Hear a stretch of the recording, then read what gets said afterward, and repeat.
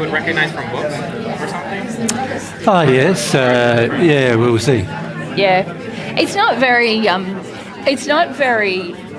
nice environment for me to channel in this one. Yeah. So I prefer to do that sort of channeling when it's just the two of us and we can record it so you can benefit, but there's not a lot of projection coming as well. I find, yeah. Would those here be more developed? Yeah, potentially. Yeah. I don't know. Harder for you to channel more? Well, yeah, and also when we're correct, it's more about when we're correcting things. So, people from books, they're going to correct. I want to make sure that it's very clear. When we're dealing with spirits' emotions and stuff, that's very easy to channel, and it's not sort of a correction of something prior and stuff. So there's less, it's just a freer experience. It's still hard in this environment because there's just other people's emotions as well, and it get easier the more I develop. Yeah. But I think probably realistically the ones from books we'll do at a different time. Okay, so well, what about the ones today where I don't know. But yeah. Maybe people who've learned divine truth or learned about receiving God's love on earth, and then and then what the experience of passing was like for them. Yeah. It's like believing in their head versus yeah, exactly. You're having the knowledge in your soul. Yeah, I think so. Yeah. Okay, good morning. Hello. Any volunteers for microphones? Boris, yeah, again, and Kevin, it is, yep. Do the procedure first? Oh, yeah, we do. Yep. You've got yours up? Yep. Lovely. Thanks, guys. All right. How's our guest list, Kim and Sai? We got many missing? 13 missing. All right. Mila, I might get you to close the door, and if they come, they come. Yeah. Still got a couple, technically 3 minutes.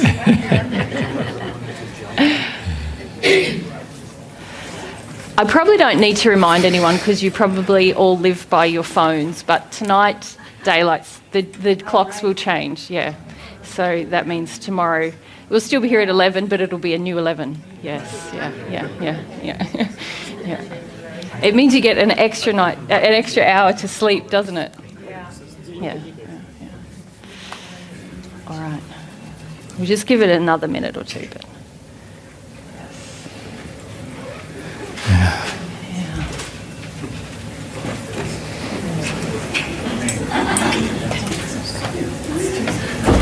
Phones off too, then. Yeah, just remind everyone to put your phones on silent, please. And just be conscious of the noise today. If you're coughing and so on, please leave the room just for the benefit of others. Same goes when you're eating or rustling. All those things are distracting for others. And if we do channeling today, can you please be very quiet while we're doing it? Yes. Thanks. Because otherwise it's distracting. It is. Yeah. It is. There. Yeah. Okay, maybe it was next. No, I'm pretty sure there was a ding that was happening from someone's phone yesterday, for sure. Yeah. So. That was my phone, and I apologize. I thought I had turned it off. Yeah. Yes, it pays to be thorough. Love always checks. But that sounds like someone calling maintenance next door. Yeah, it is. It's just their phone, I think.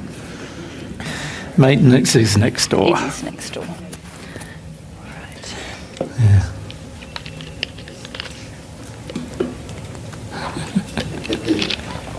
Okay. We'll just wait for Mila to come back.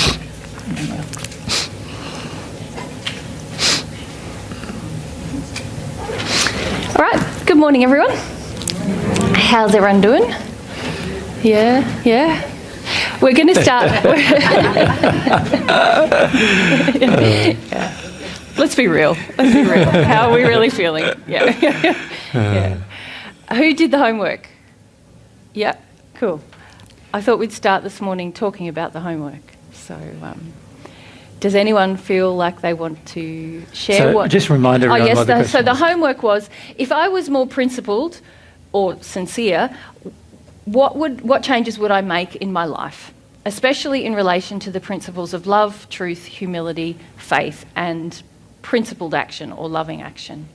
So, does anyone feel like... Kendra, would you like to start us off? I would pray more. Pray more? Yeah. All right, let's put some of these up. Yeah. Okay, anything else you gained? Any actions you would change?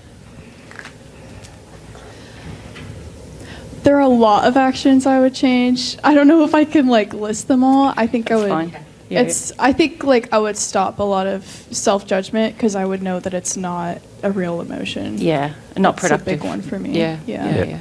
All right. Who else? Alicia, if we come here. Hang on, wait for the mic. Mic. Yeah. I would, with prayer and with feeling, I would take more time to do that rather than rush into what I think needs doing. Yeah. And So, I'd consider my choices more. yes. And So putting consider a the priority on feeling rather the than- spiritual matters of life rather than the physical ones. Yeah, because I've noticed, especially when I've got a time frame, I'm not really considering everything and feeling about it, and I feel that if I'll take more time to feel, I'll actually get the things done more easily. Yeah. Yes. Yeah. Yeah. But there's usually an addictive reason why we busy ourselves, and that's the Yes, thing. exactly. Yeah. So To I want avoid to feelings. I Yes. want to take more time to feel so that I'm more recognizing my addiction in there. Yeah. Okay. Thank All you. right. So far, we're playing it pretty safe. Yep. Jordan. Be truthful in all my engagements and relationships and with God. Yeah. Yep. Yeah. Okay. So that one's about with God and others. Yeah. Yeah. Oftentimes with God we feel quite like we can be quite straight and honest, but when it comes to our relationships, oftentimes we don't, hey? Yeah. So oftentimes when you try to be more truthful in relationships, you start noticing that nobody really wants to hear the truth, and you often really don't want to say it either. You know? Yeah. Yeah. Yeah. Shows you your investments. Yeah. And then it would be more loving towards myself and others and God as well. Yeah. So, Yeah. How does that look, though? That's right. What? Yeah. What? It's What sort does of, it look like to be more loving to others, for example? well, being truthful with them, one, and Mm-hmm. then honoring their free will. Yeah. Can I mention one that most of you seem to not do, and that is be interested in other people. Most of you seem only quite interested in yourself, but not very interested in the lives of others. And if you love people, you're interested in them, aren't you? yeah. Anything else? I got a lot, but Yeah, no worries. All right. What Some is- of them too personal sometimes. yeah. Many of you we see are very worried about sharing personal things. Yeah. Which if you think about many of our videos from Australia, everyone's quite open about their personal things. Yeah. But when we travel, everyone's quite closed about their personal things. Yeah. What if you pass forward to Mandy? You had your hand up? Being more giving and less taking, and along with that, being less selfish. How do they look? Yeah. What Mandy? does that? I'm going to. Let's Yeah, be more really specific. specific. Can I just say something to all of you? When you deal in generalities with yourself, then you're probably not going to change anything. You've got to be a lot more specific with yourself. Absolutely. Yeah. Yeah.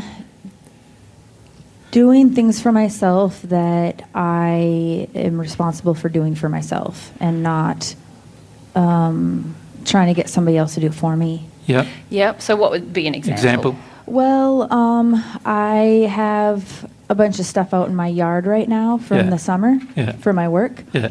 And my husband's pretty upset that it's still laying out in the yard, Yeah. and I haven't picked it up, and we just got snow. Yeah. Oh, good. So hoping it's melted when I get home, and I'm going to pick that stuff up. So you must live in Minnesota, right? Yeah. Yeah. Yeah. And I also have respecting the free will of the people I live with. Yeah. Yeah. Yep, and I haven't been good at that. So being less pushy with my own Demands. Agenda. Yep, my own agenda. Yeah. Yeah. Yeah. Yeah. Yeah. Yeah. So recognizing when I'm starting to do that and just stopping. Yeah. Yeah. Yeah. Yeah. Okay. Good on. All right. If we go back to Heather over there and come across to Taylor here. Yeah. Keep your hand up, Taylor. So. Yeah. Go, That's it. Heather. What came up with stuff that encompassed all of those, I would feel more like I'd be more humble about my belief that men are superior. Yeah. And then my fear, feel my fear of making arrogant people angry. Yeah. Mm-hmm. Yeah. So, it's kind of an issue with truth. Yeah. And also love of them and of myself. Yeah. It combines all things, doesn't it, there? Yeah, and so I would speak up when I feel someone is acting arrogant or feeling superior to me. Yeah. Where I live in Utah, it's like the air I breathe is arrogant men, and so I just come to see it as normal. Yeah. Yep. Yeah. Yeah, there's a reason why the Mormon faith, the center of the Mormon Flourishes. faith is in Utah, isn't it? Yeah. And then I would also become more sensitive to my feelings of superiority and arrogance that I hold within myself. Yeah. Yeah. Yeah. Mm. Okay. Yeah. Good. Okay, Taylor. Okay, I definitely relate to her because I'm also from Utah, and so that's a hard one. It's a really hard one. But I think overall, it's my addictions. I have an addiction to marijuana. It definitely takes over my life, and I never thought it really was one till I've noticed it, but last night was really hitting me. Yeah. And I've realized the times that I thought that I've gotten God's love, I was under the influence of marijuana, and so it really rattled my heart, to be honest with you. Yeah. But Yeah. I think that's one addiction. Another addiction would be this, I haven't quite understood it, but just to seek this validation from men and willing to borderline cross boundaries with that. Yeah. And it brings me a lot of pain. But again, in Utah, I feel like it's very heavy as to they see that I'm like a single woman now, and I'm very heavily I want to say influenced, but tempted to become a part of the LDS religion, or a lot of these men will definitely came into my life acting as if they are friendly. Yeah. But I see that they have more negative intent. Yeah. Yeah. And it's very hard for me because I have fear. I don't want to be forgotten or alone, Yeah. so it's very hard. So I think the addictions. Yeah. But that's very good. It's good. very good insights. Yeah. Cleaning up your kind of emotions and what you allow with men sexually, whether it's allowing projection or sort of seeking projection in order to feel valid or not alone. Yeah. That's a very good insight. And giving up marijuana, marijuana and all drugs really impact on your ability to live in harmony with all of these principles, actually. Yeah. Which I must make a sort of blanket statement here. Whenever you're on any drugs, you cannot receive God's love. It would be against So it's just a straight, you won't be receiving God's laws. love. Yeah. I unfortunately thought for a long time it got me closer. No, we It's get closer to some spirits, of Yeah. course. Yep.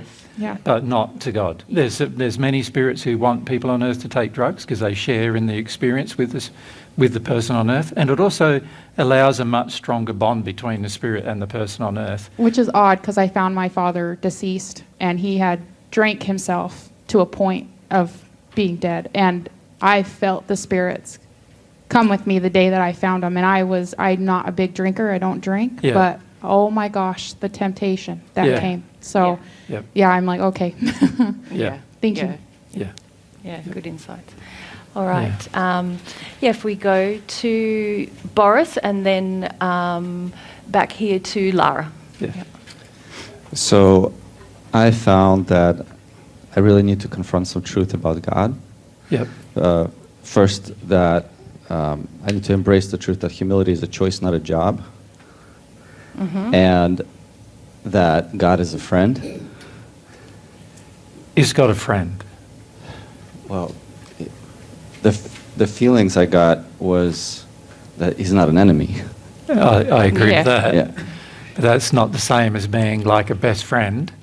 Is God a best friend or is he a best father?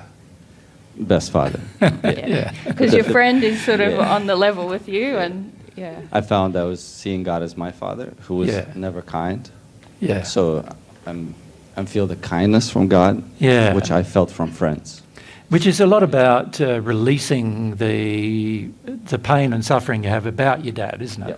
Because if you can release the pain and suffering you have about your father and your mother, then you can start to see God as your mum and dad, Yeah. rather than seeing God. So a lot of people try to see God as friend, but then that also neglects the concept of God's authority in your life, right? And God does have authority because he made laws, and therefore it is right for him to have authority in your life. He's the creator and not another created being. So in that regard, he will have authority in your life. So this is about seeing God as a loving, kind, considerate, compassionate mum or dad. Exactly. But Yeah. And this will be very good for you, Boris, and I don't want to go deeply into it, but for yourself, you have a lot of competition with your dad, and it has attracted a lot of spirits towards you. Yep. You're seeking kind of to be superior in some way in order to get away from this relationship with your dad. So if he'll deal with the emotions in your relationship with your dad, it's going to help you with God, but also to love your brothers and sisters more equally. Yeah. Thank you. So most of you should see also in this examination that unless these things change emotionally, they're not really going to change, are they? You're going to be hard-pressed to try and keep up any change if the change is only intellectual. So there has to be some emotional shift, doesn't there, at some point? Yeah, if we go back to Mandy's example about cleaning up the stuff in her yard, she can go out there and force herself to do it because she knows it's right. And be angry the whole time you're doing it. Well, actually, if you're angry all the time doing it and you let yourself feel through it rather than just like resent, or be bitter, if you were resentful or bitter, then you're not going to make any progress. But if you let yourself feel, wow, I hate doing this stuff, I want someone, and let yourself go into what that's about, then you've got a chance to make an emotional shift. But if you just go out there, robot, okay, I'm going to get through it, that's also not going to change anything. You'll have to do that every time. So, yeah. Okay. All right, who's next? Yep. I will go off antidepressants and allow everything that comes while striving to be truthful. Yeah, now, just a comment I need to make about those of you on medication, on prescribed medication. You're going to have to take a lot of care coming off of it. Yeah. Because do it responsibly. You need to do it responsibly. And the reason why that's the case is because there are chemical changes that medication has already affected in your brain, and also, so therefore it's affecting your body systems all through your physical body. And if you come off of these, most of these medications are designed to become reliant on them. Yeah. And if you come off them sort of instantly and you're not prepared to deal with the emotions from coming off of them, then you're going to find things pretty difficult for a little while. Of course, the best thing to do is to be prepared to deal with the emotions while coming off of them. And if that's the case, you can come off them fairly rapidly. But you just need to make sure, don't you, that some of them are more, you could say, addictive than others and have stronger effects than others. And if you're not careful, you can cause yourself a lot of difficulty during that phase where you're coming off of them. but you're not dealing with the emotion. And if you try to do that, you're going to get more spirit influenced in that area. So phase. because the spirits around you are also addicted to those same medications, and they're sharing in the medication with you generally. So if you go off the medication, you've got to be prepared for some spirit attack, and you've also got to be prepared for some feelings that you wouldn't otherwise normally have, even when you were fully off them. And unless you're prepared for those things, it's going to be quite a difficult process. So you probably need somebody who's going to help you manage that process. Does that make sense? That's what I'm most afraid of. I don't believe I have anybody around me who would support that. Yeah. They will. A lot of times last it just time needs to be someone you can phone or call. Yeah. I think that there is, although I have to deal with, I think, projections of them not understanding what I'm doing. Yeah, I understand. My husband will You've got to find someone who's not going to do that to you, Yeah. because otherwise they will just make it harder. And I've already experienced what it's like to try to go off it, and I went into what's called an emotional breakdown, and I couldn't function. Yeah. That was 14 years ago after I got sober. So I'm just, thank you for your words, because I was debating on, should I just be brave and go cold turkey, or should I try Tate, or should I, and I guess I just need to start feeling about that. I'm suggesting you need to be kind to yourself about the coming off of them, and loving to yourself about coming off them, and recognise what potentially is going to happen. See, a lot of people, when they come off them, don't acknowledge the spirit pressure they're going to be under, and neither do they acknowledge the emotions that they've been wanting to avoid by being on the medication. And you're going to need to face those two things. And so you might need the help of a person like a psychologist, but it has to be somebody who agrees with you going off them and instead solving the problems in your life using the emotions rather than solving the problems in your life using medication. Yeah. Can I have a spirit psychologist? Well, you have a guide. Yeah, you'll have a guide helping The loving spirit psychologist. Yeah. They will help you. But oftentimes when you're coming off things, you're not that sensitive to their influence. That's the only issue. And Lara, I think it's good to make the decision that you want to do it, but what Jesus said about being loving towards yourself in that process is so important. Otherwise, you're going to push yourself, and that's not when I say push yourself, I mean you have a tendency to be very harsh on yourself, which is not going to help in this process. Okay. You need to have compassion for what's happened in your life and see what you were avoiding with the alcohol or drugs that you were using before, and then with the medication, and take some reflection time to really know what it is you're going to be facing as you go through this process, rather than just do it. Do it. I'm going to do it, and then you just get it over with. Yes, and then you end up not making that space for the feelings that have obviously been there for a long time in your life that you're trying to manage with various substances. Yeah. So, can I say though that what I just said also applies to other drugs as well, whether they're prescribed or not. But just one thing I'd also like to say about drugs specifically is that there needs to be a process where you understand the reason why you needed them in the first place. Or why you thought you needed them. Why you thought you needed them in the first place. And something that is common to all alcohol abuse and all drug abuse in terms of non-prescribed drugs, but also drug abuse in terms of prescribed drugs.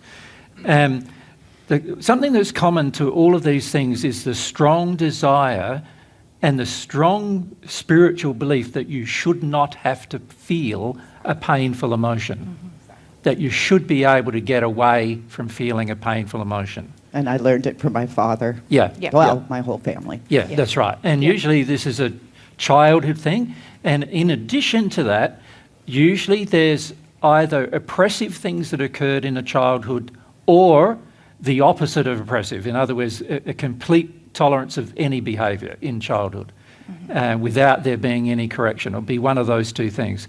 So there's a certain psychology that occurs in childhood and also inside of the person that causes them to be attracted to any drugs of any kind, including prescribed drugs, in the sense of seeing that as a solution to your problems. And So can we just say we need to deal with the belief? yeah, And we talked about beliefs last weekend, didn't we? yeah, So I need to emotionally deal with the belief that I shouldn't have to feel hard things. Can I ask one quick question? Sure. The paradox that I'm feeling right now is I'm not going to get to those feelings on the antidepressants. That is true. But then how do I be loving to myself? And so I'm a little confused. Yeah, so with any drug that is addictive in its nature, so things like marijuana are more psychologically addictive than they are physically addictive, right? But other drugs are, in addition to being psychologically addictive, are also physically addictive. In fact, the drug companies and also drug manufacturers who are manufacturing narcotics often try to make a substance that is also that's addictive to the brain chemistry as well as addictive to you emotionally. So there are some things that are not addictive to the brain chemistry but are to the emotion, but that's very few things. Like the majority of things have a double addiction in the sense that they change the brain chemistry and their concept is to actually help you avoid emotion as well. So you become addicted to the avoidance of emotion.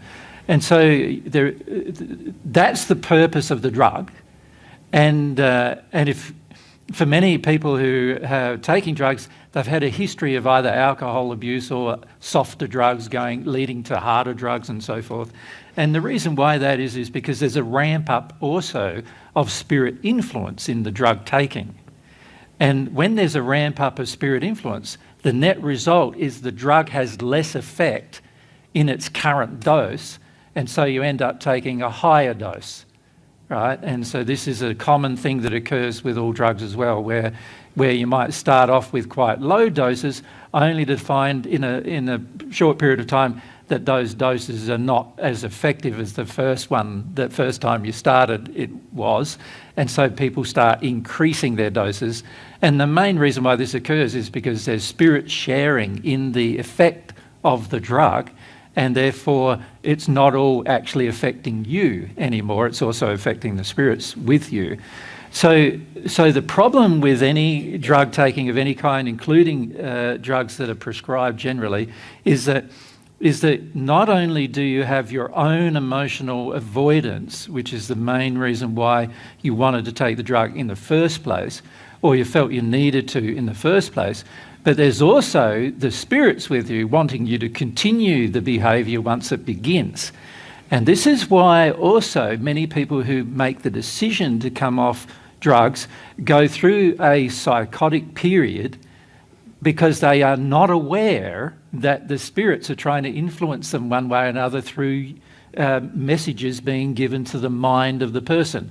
When you take a drug, your will is less engaged. As a result of your will being less engaged, a spirit can influence your will by just passing messages to your mind. Now, those messages usually formulate two types of messages. One is a self-attacking type messages. So the spirits want you to harm yourself so that people around you go, oh, they're harming themselves, we've got to put them back on the drug, right?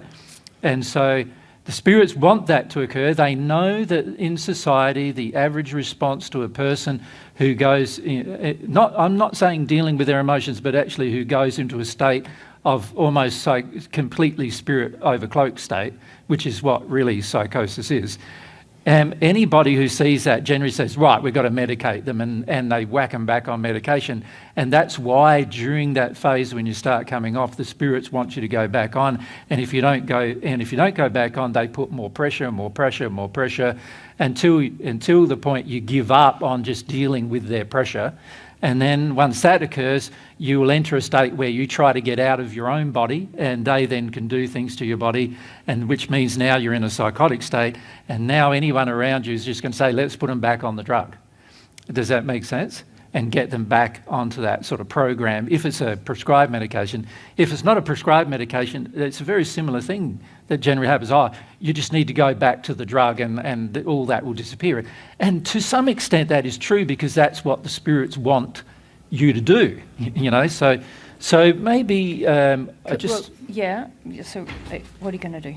I want to say something about the belief, that's all. Yep. Well, maybe you say about the belief. Well, no, you finish. Well, what I'm saying is any person, so this applies to all of those of you who have been taking things like marijuana and any harder drugs as well that are illicit, but also any prescribed drugs, varying from sort of antipsychotics right the way through to antidepressants and so forth, and even things like lithium and other things like that, which affect the brain chemistry as well.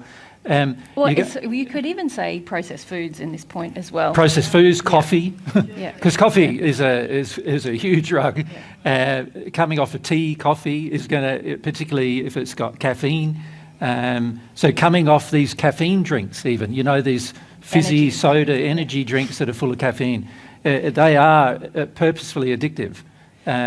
The manufacturers have created them to be purposefully addictive, and when you come off of them, each of them will have different spirits attached to them that want you to continue doing it, besides your own emotions.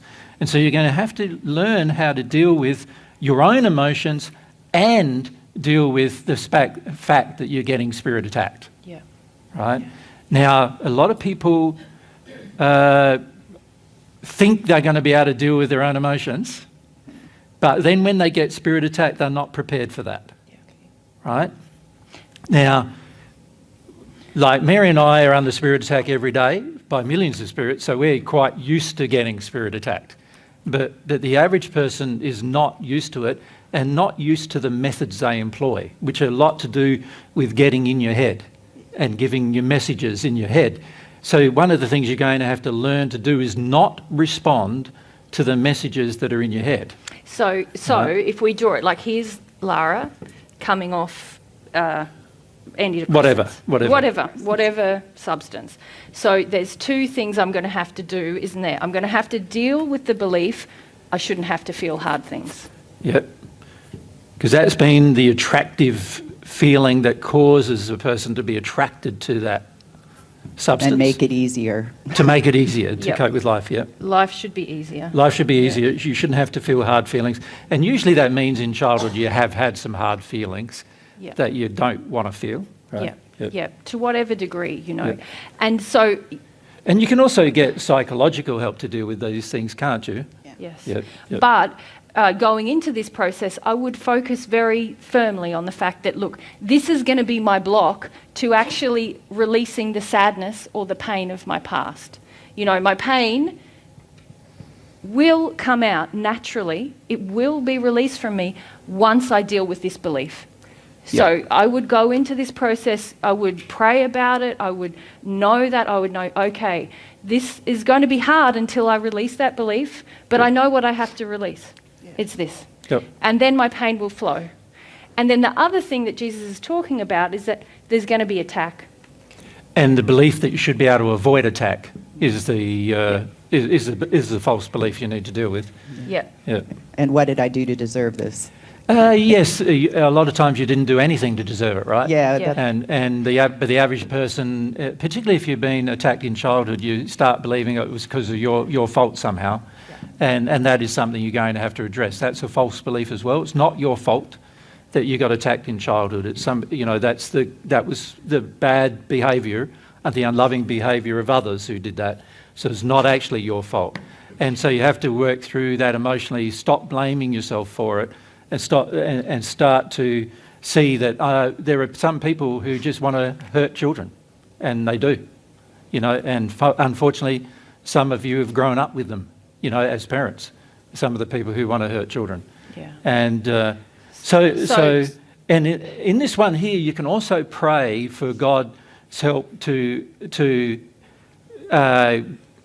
prevent the attack while it's happening. So a lot of people don't have that kind of faith where they feel that they can pray to God because they feel like they deserve the attack. So if you feel you deserve the attack, you're not going to probably pray for God's help to prevent the attack because you feel like you deserve it anyway. Does that make sense? Yes. So unless you feel that, so one of the beliefs is I deserve attack, that needs to change to I don't deserve attack. Yeah. And so we're going to pray about all this. There's going to be a two-pronged approach. I understand. This is what I'm going to do to deal with any substance addiction, actually, whether it's food or drugs or whatever. I'm going to pray about the fact that, one, I need to change this belief emotionally. I need to go through some things where I come to believe not only will I need to feel hard things, but I can cope with feeling hard things. It's going to be fine. And actually, it would be good for me to know how to feel hard things, because that means in the future I'll be able to feel anything and get through it. Yeah. I won't be restricted in my life anymore by the fear of pain. So I'm going to deal with that belief, and then I'm going to deal with whatever my response is to attack. So for some people, they use substances because hard things have happened, but they've grown up in an environment where they're taught you shouldn't have to deal with this. Let's use a substance. So that's you, and that if someone's attacking you, you're responsible. You're responsible for it, and you're not. And so this is how addiction really forms. Because you sort of start to use a substance, and then you attract spirits who like also the substance, and then they attack you if you try to stop. Now you can see with both of those beliefs, it's easy for spirits to influence both beliefs, isn't it? Yeah. They can influence the belief that you deserve attack. Absolutely. And then they can also influence the belief that you shouldn't have to deal with anything that's hard. Absolutely. It should all be easier than this. So they can do both things. And this is what most people are not prepared for when they're coming off of substances. You see, usually the people helping anybody come off a substance don't believe in spirits and don't believe in their influence. And so when those spirits do influence, so there's an additional problem is you've got all these words appearing in your mind while you're coming off the substance, and nobody around you accepts that they're actually coming from a source outside of yourself. Mm-hmm. No, it's a chemical imbalance. That's right. They all say it's coming from within yourself, from your subconscious or your unconscious or whatever. But actually it is coming from people outside of yourself who want you to remain in a state of addiction. Yeah. Now, I just want to briefly touch on something that's separate from your experience, but also forms addiction. And this is something that we see in younger generations, which is where they have been taught, I shouldn't have to feel hard things, but nothing really substantially hard has happened. It's just like, oh, something's a bit difficult. I shouldn't have to feel about this. Yep. And so they also have a tendency to form substance addiction as they're growing up, because they're like, oh, life isn't that easy as mum and dad made it. I should be able to get away from this. And their manipulation from spirits is a lot about not so much response to attack, but addiction to approval. And addiction to superiority, addiction to power, addiction to those kind of things that make them feel good about themselves. And so they attract spirits who give them these feelings when they're on the substance, and those spirits withdraw those feelings when they're starting to come off the substance. And because they still have that same belief, I shouldn't have to feel hard things, oh, this feels hard, I'm going to go back to the substance. Yeah. So it can happen, substance abuse can happen because legitimately very hard things happened, which is more like your case, but sometimes it's just that we're raising kids to feel like, oh, any boo-boo is hard, any little trouble is hard, and you give them a lot of approval for everything, and then they also end up addicted. Thank you so much. Yeah, so important to understand the psychology of addiction. Once you understand the psychology, and I don't feel many people on earth actually do understand the psychology, but also you need to understand the spirit attack behind the issue of coming off the addiction. And no one on earth really understands that, for the most part, particularly people who help people with addictions. Most of the time they have no idea of the amount of spirit attack that's behind staying on the addictions and what spirits will attempt to do. So in your case, you can see how the truth is really, like us talking about the truth of it, that is going to help you a lot through this process. Yeah. And I really encourage you to pray. And at the end of this process, your faith is going to be very strong. That's what I'm excited about. Yeah. And not only that, there's a third thing I would do besides praying to God is to talk to a spirit guide who and ask them to help you when they notice any spirits around you influencing you with thoughts and whatever, and it's getting beyond your capacity you believe to deal with, because eventually you'll be able to deal with it, but initially it might be quite difficult, then can they help you until the point where you're able to stand on your own 2 feet, and then you'll start recognising, these thoughts coming into me, they're not my thoughts. Remember 2 weeks ago in San Diego, in the town, I said to everyone, whenever you say the words you to yourself, the word you to yourself, that's not you saying that. Yeah. Like if you're sitting there going, oh, Lara, you're an idiot, Yeah. That's not you. And if whenever you say we to yourself, that's not you either. No. Do you understand? Yeah. Now, so these are ways you can recognise, this is just someone telling me that again. Yeah. Yeah. Yeah. Thank you. Yeah. Okay. If we come over to Robert, is it on this topic? Yeah. Yeah. You've discussed like sort of the mental psychological effects of the withdrawal process, but Yep. physiologically and physically, obviously there will be changes that occur. Correct. Can spirits also influence the physiological and the physical symptoms? They sort of suck off of the symptoms rather than influence the symptoms. So they want you to stay on the substance because of the benefits they get from you being on the substance. Essentially, they're not going to be with you in withdrawal because they don't want to feel hard things either. They're going to be with you on the drug. Yeah. So is it possible that that spirits could have been helping avoid certain physical sensations? Yes. And then It's definitely true. Then they leave because I have to feel them. That's right. Or anyone has to feel That's them. right. Yeah. Okay. So then that might cause... And if you really set your will here, you'll get rid of those spirits pretty quick, because these kind of spirits generally are not very good at sticking around a person for a very long period of time. When the person has exercised a strong, definite will that they're not going to do these things anymore. Once you make a heart decision... Yeah. And you're willing to deal with the emotion. Yeah. Most spirits go, well, there's no emotion to manipulate anymore, and it's too hard trying to get you to do it. There's plenty of other people they can get to do it in the world, and so they do. Mm-hmm. So generally, spirits who are connected to you in this regard are less intensive in the long term than they are in the short term. So in the short term, they're just trying to get you back on it. Pull out a few things, Yeah. But if you've made a decision, I'm not responding to that, they'll leave pretty quick. And then, yes, you can be left with some physical symptoms that they were helping you to avoid, just like emotions that they were helping you. And also you'll be left with some physical symptoms caused by your degradation of your body by the drug itself. Yeah. Not just detox. Right. Yeah, well, there are detoxing, which is getting rid of the, you could say the substance impurities that are now in your bloodstream and affecting you. So that'll take a little bit of time. But there's also the after effects of taking a drug on your mind and also your physiological system, your organs and everything. Many different drugs affect a certain organ more than others, and a lot of them affect the brain more than others. And so you'll find clarity of thought sometimes difficult. You'll find, and these are things that will improve over time. But you've got to be aware they're probably going to happen, and they're the result of taking a long-term, a drug for a long term. Mm-hmm. The brain starts adjusting, and so does your physiology start adjusting to the drugs you're taking. And so over time, what's going to happen is after you come off those substances, even though you've detoxed, you'll find the results of being off them now.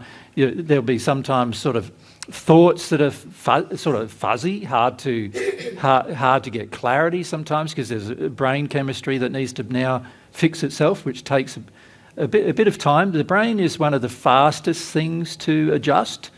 So the brain normally adjusts within 6 to 12 months, usually within a year. The brain adjusts. It's rare for the brain to take 7 years to adjust. Every other part of your body will be adjusted usually within 7 years, but some parts of your body will adjust sooner and others later due to the makeup of that part of the body. So there are some parts of your body that are more based upon water and have more water in those parts of your body. Those parts of your body will adjust faster, than other parts of your body. You need to learn how to drink a lot of water, like 2 or 3 litres of water a day at least. You need to get a bit of exercise through the process once the process is done, and you want to just help your body, be loving to your body so that it recovers from the long-term effects of taking that particular substance. Mm-hmm. Yeah? Mm-hmm.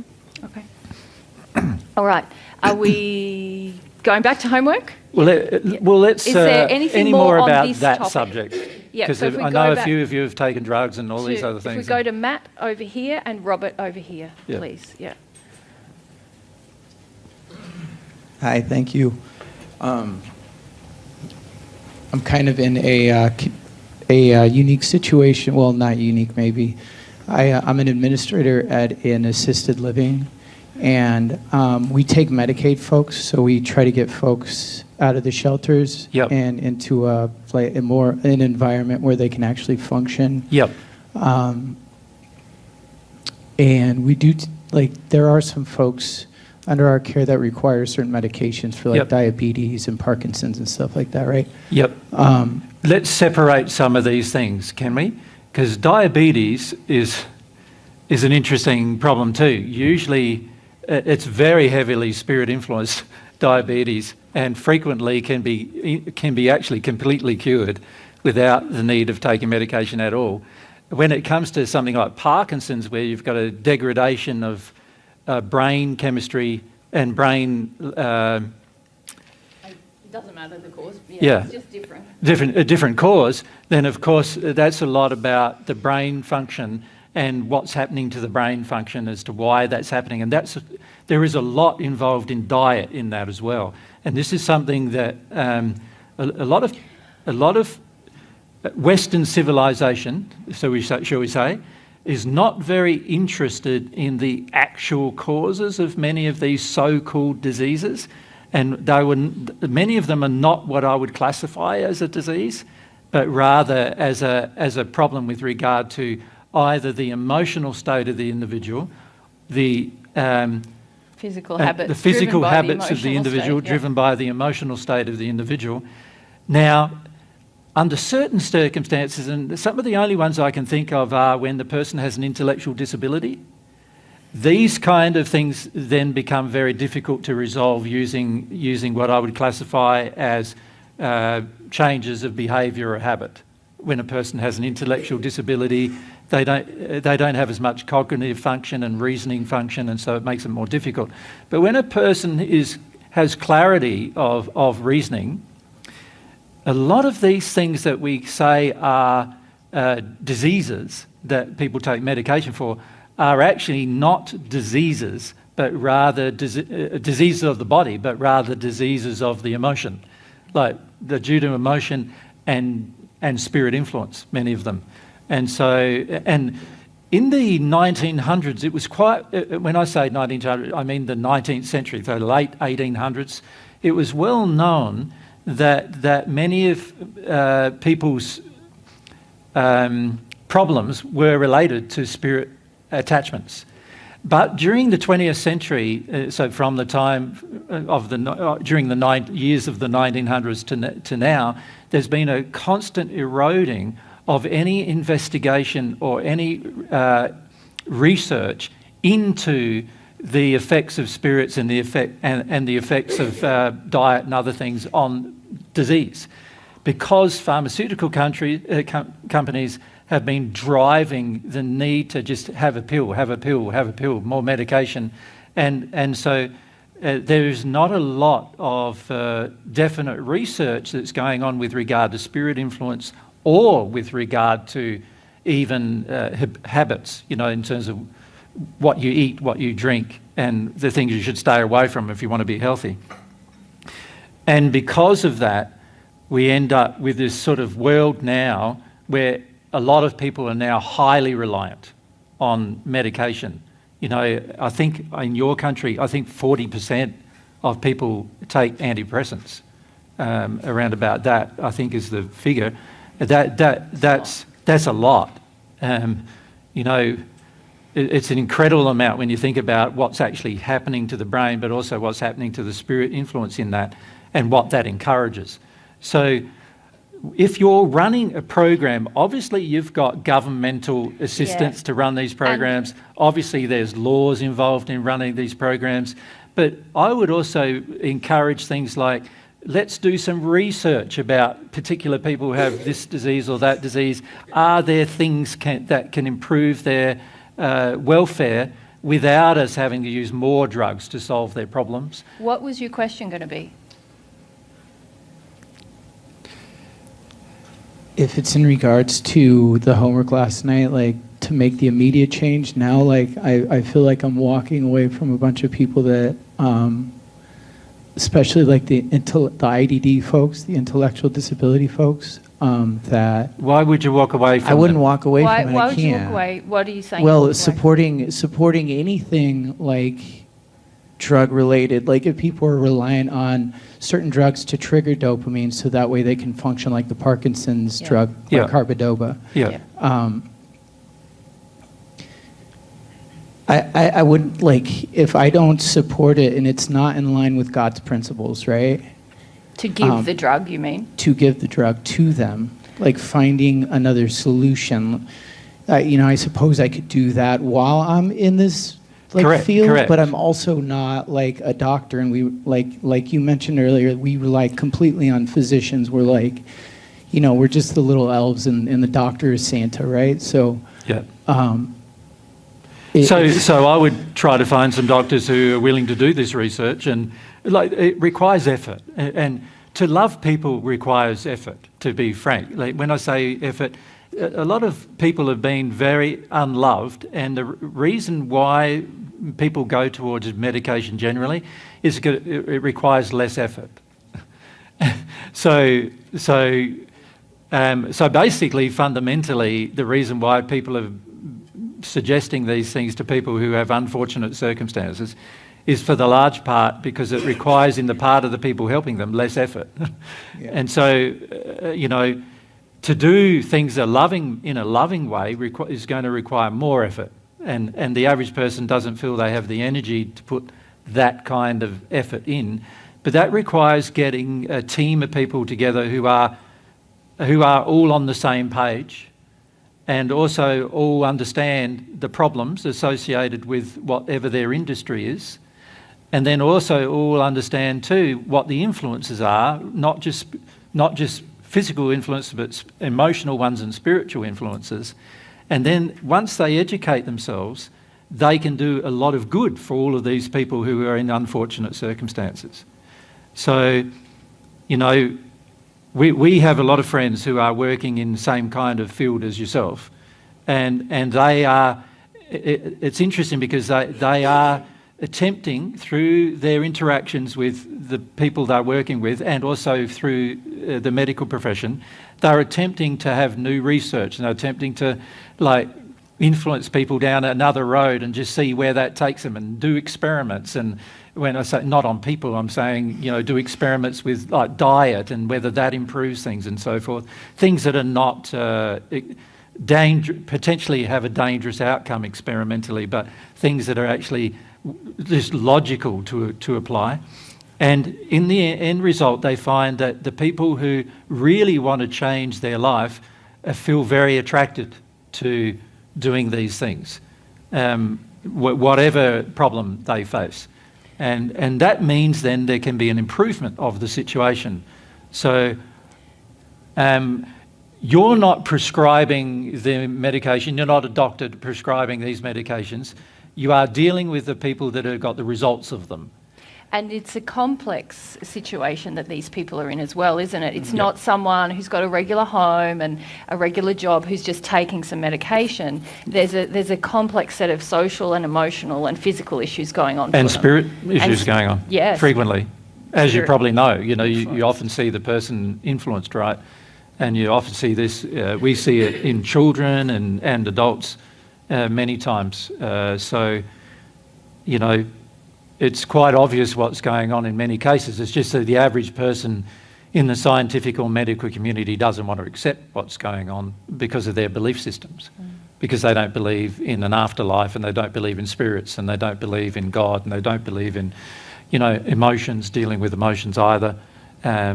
So, you know, a lot of their belief systems preclude them ever finding a solution. And even if those physicians were out there, the state still wouldn't pay for it. That's true. That's very true. But that can all be changed by people. All change, yeah. So that, you know, a lot of, as you probably know as well, a lot of people who are sincere are looking for solutions, and they know that the current solutions are not working. So the situation is really ripe for adjustment if someone's brave enough to begin the adjustment process with a group of people. And really it gets down to, a lot of times, to that, whether you're brave enough to follow the leadings of your knowledge that you already have, along with taking a scientific approach to it, along with dealing with this, you know, taking a scientific approach to dealing with emotion, and taking a scientific approach to dealing with spirit issues, as well. Yeah. But if I was in your position, I would be praying a lot to be shown possibilities and ways that I can actually be a part of change. But also pray a lot to find other people who want the same change. Because and research, are there other people out there who want the same change? Because you'll find there are a lot. And a lot of them are not allowed to speak up very, you know, powerfully because of obviously government support and other things, but you'll find them eventually, and then you can start working together. Yeah. Okay, someone else had their hand up about this same issue. Yeah, Robert? Yeah. Hi, Jesus. In regards to those thoughts of you know, you can't do that, or, you know, you're referring to you to yourself. Yeah. Is it even possible to hear your own thoughts? In terms of a voice, no. It's not possible to hear your own thoughts. Your thoughts are not generated through your hearing, through any oral pathways that are in your spirit body or in your physical body. They're generated by your spirit body's brain, and they actually are triggered by soul emotions. When it comes to hearing the thoughts of others, yes, of course you can hear them orally, both in spirit form and in physical form. And those thoughts, you know, obviously all of you are used to hearing the thoughts of others through your ears, because that's how most people communicate with each other, right? But many of you are not used to the idea that your spirit body has ears and it's hearing things too, and those things are going into your brain as well, and they are generating thoughts.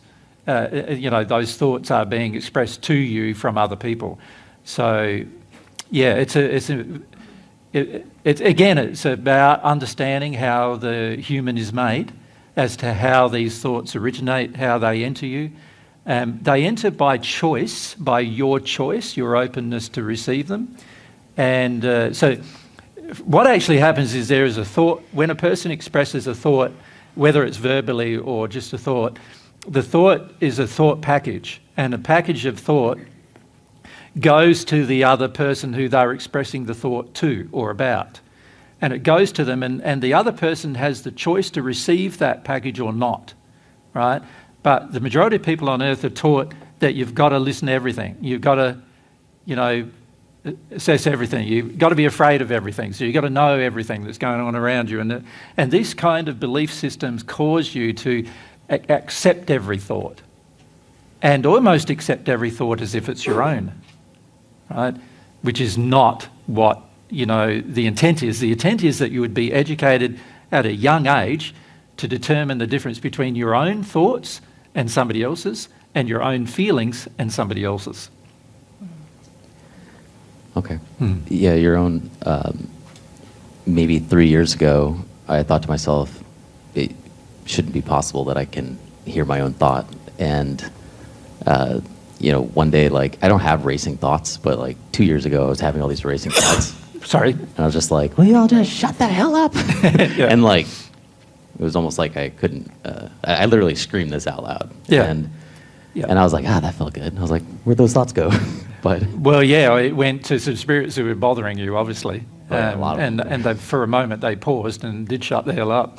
But I think he can still hear but based on their own addiction, I'd say it won't last very long. You know, they often get surprised when you first talk to them, but after a while they just go back to the same methods they use as long as there's an emotional opening in you for them to use it. Yeah. Thank you. All right, Vijaya? Just keep your hand up so that, yep, that's it. Are we still discussing homework or? Are we finished on the drug and substance questions? Oh, no, I'm not that. So one of the homework... Oh, yeah, no. I'm asking the audience if they're finished. Oh, sorry. Okay. Yeah, and then we'll come back to homework. So if we okay. go across to Straight across. Felista. Can I say something about what he said about the Sure. whole medication? Yeah. Medication issue. So I wrote a lot about the practice of medicine, what God's ideas on that would be versus what is my current understanding of the practice of medicine. Yeah. And I recognize and realize, as you said, which I have already been feeling a lot over the last several years, that it takes a lot of effort to love, and to love in the context of being a physician, Yes. to actually honor the patient's will at the level that it is. And also, I had to deal with... But my also own- honour God's principles. Yes. More than the patient's will. More than the patient does. And Yeah. also to be able to, I had to deal with a lot of resistance I had around my colleagues and their lack of empathy, or Yep. as I perceived it. Yep. And then I had to revisit all the beliefs, the false beliefs that we imbibe around it's wrong for someone to suffer, or that pain itself is the problem. Yeah. Which is very much indoctrinated into us. Yes, And- it's a big part of a doctor's job is Mitigation of ease pain. suffering and pain, Yes. but on a physical level. Yeah. Yes. Yep. And many times I thought I should abandon it, and then I realized, no, I need to be here because I actually need to be the place that I could try and be Change part of the something. change, rather than give it up and I agree. find Yeah. something else to do, Yeah. or be a lackey for someone else's way of doing things, because that's kind of what I would have a choice to do, have my own practice versus work in an establishment, Yeah. which would take care of everything for me. Yeah. And the system has a lot of problems with it. The patients have a lot, they've been programmed. I mean, people come in and they tell you what they think you want to hear. So Yeah. when you say, no, I want to hear everything, they don't see the relevance. No. And if you read my reviews on the web, they'll go, oh, she said my heartburn is related to my relationship to my father or my mother, and I have no connection. Yeah. She's whatever. Yeah. They either love you or they hate you. So Yeah. you have to go through all of the Disapproval trials and and- tribulations. Because Correct. faith is actually the biggest part, that helps. Faith in their ability to heal, which is what I'm trying to incite within them. But they also have to have some amount of trust in the fact that what we are saying is true. is going to make a difference. That's right. And ultimately, you do have to respect people's free will choices. I don't mean that you have to meet their free will demands, but it is an individual choice to deal with your own pain, and you can't force a person into that. So Yes. it's a part of your... But also it's an individual choice to not support them, avoid their own pain. Correct, yeah. So, we have plenty of people who talk to us, who want us to support them in their own pain, and we won't engage them as a result, because they want to continue staying where they are. And so at some point you've got to exercise, the more connected with God you are, the more connected with love you are, the more you realise what's actually going on, and then you know the best thing to do in each circumstance. Yep. And but it does require. We know quite a few doctors. We know quite a few people in the medical profession who have listened to divine truth, but they all struggle with I would say, the personal emotional issues they personally face about approval and acceptance, and also their income. Some of them are worried about losing their income, of course, and things like that. And so often they make compromises based upon that as to how they deal with their patients. And we can't agree with that. That's out of line or out of harmony with God's principles. So, it's the same with every profession. Every profession on earth generally has a bit of love in it. Many of them do. But also many of them have quite a lot of sin in them as well. and you can change your own. If you're in a profession, you can recognise where the love is and where the love isn't, and you can change it so that the love is there. But that does require bravery, because the average person on earth, as we keep saying, is in the hells. That means the average professional is in the hells too. And the average professional doesn't believe they are, but they are. And so at the end of the day, any changes you do make are generally going to be opposed by your peers. And that's a process you need to go through in order for change to occur. And honestly, the mental health professionals are the worst, because they are even more heavily programmed and more heavily within the cult of what is being taught about, I have to. I don't know if I'd agree they're the worst. No, I don't either. We've met many professionals of all kinds, and a lot depends upon upbringing, belief systems, as to how a person goes. Now, one of the things we do notice about many mental health professionals is many of them are there because they have some desires to avoid their own emotional pain, and so they like to or enjoy helping other people avoid theirs. So that is a problem that many of them face, but I don't feel it's all of them. Some of them we've met have been more opposite to that, where they're actually quite confused about what's happening, and they know that the things they're doing don't really work, and they are looking for solutions. They just don't know what the solutions are. I myself was a mental health professional for 8 years. Yeah. So I worked in that industry in And Australia. they're heavily regulated. I mean, there's much tighter scrutiny. Yes, I agree very with the heavily regulation. regulated, and I have full empathy for that, because the reality is, to support somebody on a journey of any kind of mental, any drug that affects, alters chemistry, requires a lot of conviction on the part of the patient, but also a lot of faith on the part of the professional that they're doing the right thing. And this the reality is most patients want a quick fix. They want a medicine fix. They want a pill fix. They don't want to have to work through a painful emotion.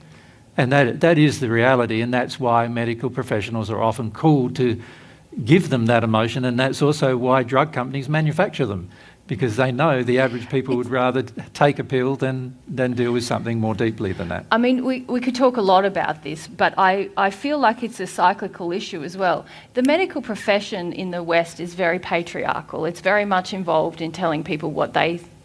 historically, for many years, telling people what to telling do. people what they need, telling people what, and so there's sort of this cyclical thing that happens where people want that, but also then they're given that again and again. And my own grandparents, if a doctor said something, that was like God had said it. Right. This is not that far back in our history. This very kind of patriarchal idea that you don't know what you need, these people tell you what you need. And so I think there's a lot of shifts that are required, that are deeply like spiritual and emotional shifts that have to happen on the part of people who practice medicine, actually. Because that's a part of your training, is actually to give people that sense that you're here to rescue, that you're here to tell, that you're here to... And I understand you're working on that yourself, but within your profession, that's still very prevalent. If you look at the Hippocratic Oath, yes, a lot of what's happening in medicine today doesn't meet the requirements of the Hippocratic Oath. Not at all. Yes. Certainly not ethical. And when you start to understand all the influences upon a person, not ethical in hardly any way sometimes. And so, I think there are plenty of opportunities in the medical profession to change all that.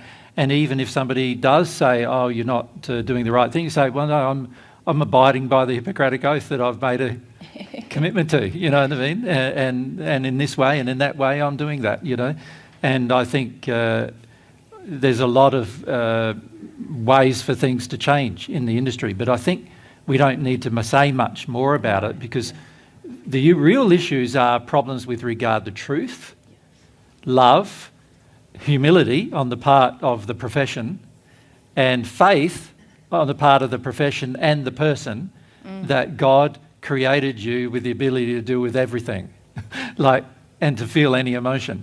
And you can see that if a person had those feelings, then it would be relatively easy to do things. So if it was me on medication, if I was on medication, I would go off the medication. I might, depending on the type of medication, I'd research it a bit initially to make sure that I might have to come off slowly, just to make sure that there's no strange physiological reactions, so heart stresses or stresses on organs and stuff like that, the liver and the kidneys in particular, so when it starts detoxing. But I'd have a diet that supports that, but I'd also deal with the spirit influence that I'd be under, dealing with that, and so forth. And the sort of causal emotional reasons and beliefs that caused you to seek the substance in the first place. That's right, yeah. Yeah, for 13 years I lived with a person diagnosed as manic depressive, and so I understand all of the justifications for such diagnosis. But once you understand the spirit influences as well as the emotional influences in the person, you can see that all of them are able to be cured. Yeah. All right, Felista, and then we'll come to Judith over here. Yeah. Just keep your hand up, Judith. Yeah. I just wanted to ask God's definition of the word sincere. Okay, we're still on this substance abuse issue though, so we're going to probably not answer that right now. Yeah. Okay, Judith? Yeah, I just had a question about once you start to feel the grief over the cause of the substance abuse, and it's a false belief, like a projection from your parents. Yeah. How do you know you're feeling the grief, or you're feeling your parents' grief, or you're wallowing in it? Because I was feeling a lot of grief this morning, and I don't know whose it is. I think it's mine. It doesn't matter whose it is. If you're feeling it, you need to feel it. Yeah. So the principle of humility would say, if I feel something, I need to feel it. When I get to the end of it, I'll probably understand more about it, but I won't understand going in, and it's not worth figuring it out. Yeah, can I just say one thing generally about feeling emotions? When you don't want to feel them, you come up with lots and lots of reasons why you shouldn't have to feel them, including they might not be mine, right? And so why should I have to feel them? Or somebody else caused them, so they should feel them, or whatever. Emotions are stored in your soul, not somebody else's. You need to learn how to be open to them and feel them, and that is a thing that applies right across the board to everyone, anybody. Now, if you're in this state where you go, oh, but what if it's my mum and my dad's grief? Do I really have to feel that? Well, if you're in a state of grief, then obviously not all of it is just your mum's and dad's grief. It's yours. So feel it. The reality is, if Mary just has grief and I don't, Mary could be sobbing her heart out and saying a whole heap of things that are really distressing for Mary to express, and I won't feel distressed at all. Once I've dealt with my grief, I won't feel distressed at all. And just be mindful, too, that I'm not going, like I thought I was talking to people about it, and that then gets me out of the grief. Right? That's right. Every time you want to talk to people about your grief, you are purposely trying to get out of your grief. Yeah, most of you love talking about your feelings. That means you're not having them. Because when you have them, you don't feel the need to talk about them anymore. You just don't talk about them anymore with anybody. Now, they may ask you what experience you went through, and so by my experience, as soon as you start talking about them, you're not feeling it anymore. That's been my experience, and it's also the experience of everyone we've helped. As soon as you start talking with other people about your feelings about a thing, you're doing it to get commiseration, approval, acceptance, and a lot of other addictions met, and so you're never going to get to the bottom of the feeling doing that. Also, when you're talking about a feeling but you haven't felt it yet, you have no idea what you're really talking about because you haven't felt it yet. Yeah. You understand? So the average person thinks, I know what this feeling is. No, you don't. You don't know what a feeling is until you're done feeling it. You have no idea before then at all. Many of you think you do. You don't. You don't know until you've done the feeling, right? The nature of feelings are such that your mind is only capable of understanding the feeling once the feeling has been felt. Before then, the mind is trying to avoid the feeling. Trying to identify it to control or trying manage to it. re-identify it, rename it as something else so you can avoid the feeling. Your mind will do hundreds of things to avoid a feeling, right? If you have an intent emotionally to avoid a feeling, you'll do all sorts of things in your mind to avoid that feeling, including, oh, it's all too hard, it's all too difficult. In other words, you'll create corrupt faith just to avoid the feeling. You'll do all sorts of things to avoid your feelings. And your mind is great at just responding to the demands of your soul to avoid the feeling. And your mind is happy to tell you a bunch of lies while you believe it's all logical. Yeah. Right, in your own head you believe it's all logical, but it's just a bunch of lies because you just didn't want to feel the feeling. You know? So every time you want to share your feeling, every time you want to help somebody else with their feelings, every time you're not feeling feelings. Every time you want to identify the feeling before you feel the feeling, you're not feeling feelings. You're never going to feel a feeling that way, right? So there are just so many things that humans need to be educated about feeling feelings that it's much more simple than what everybody thinks. All you have to do is be like a child and feel the feeling. Yeah. Then you will know what it was about. You don't have to talk about it. You don't need anybody else to share it. You don't need anybody else to help you. You don't, because you're the pinnacle of God's creation. Like, you can handle it. They're your own feelings, for goodness sake. You can handle them. They're already there. You're already them. handling them one way or the other. So that you can handle them. And whatever they are, how hard they are, you can handle all of them. All of them. Without exception, right? But the average person is told from a very, very young age that this is not possible. And mothers and fathers say by their own behaviour that it's not possible, because most mothers and fathers don't do it.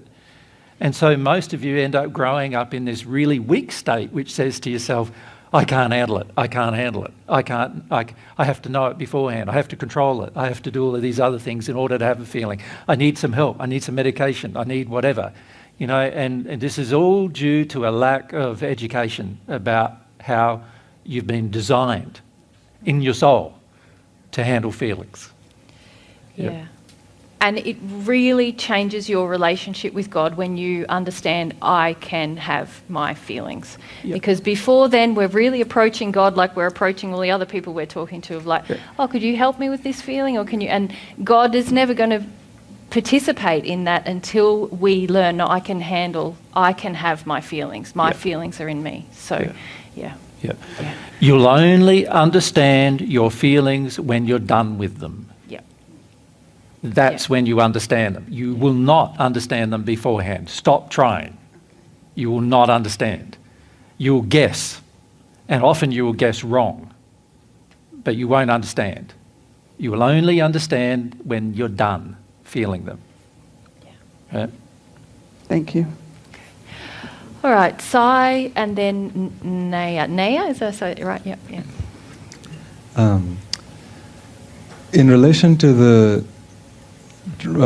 relation between diseases and spirit influence, and how you mentioned that in the late 1800s or 1900s there was some research.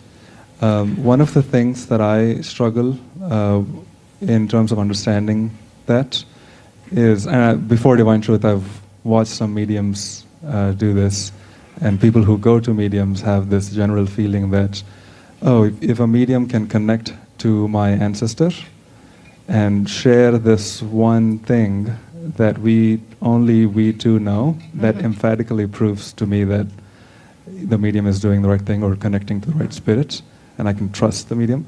And so along those lines, how hard would it be for all the doctors and even for myself asking this question to emphatically prove in a manner that appeals to everybody as scientific the existence of spirit influence? Okay, so we're back to Sai's favourite topic is, please help me to avoid my lack of faith. if we trace all of Sai's questions, this is just like, I don't have any faith, fix it for me. That's really this question, isn't it? So you know in your own, you're a software man, right? Yes. You program.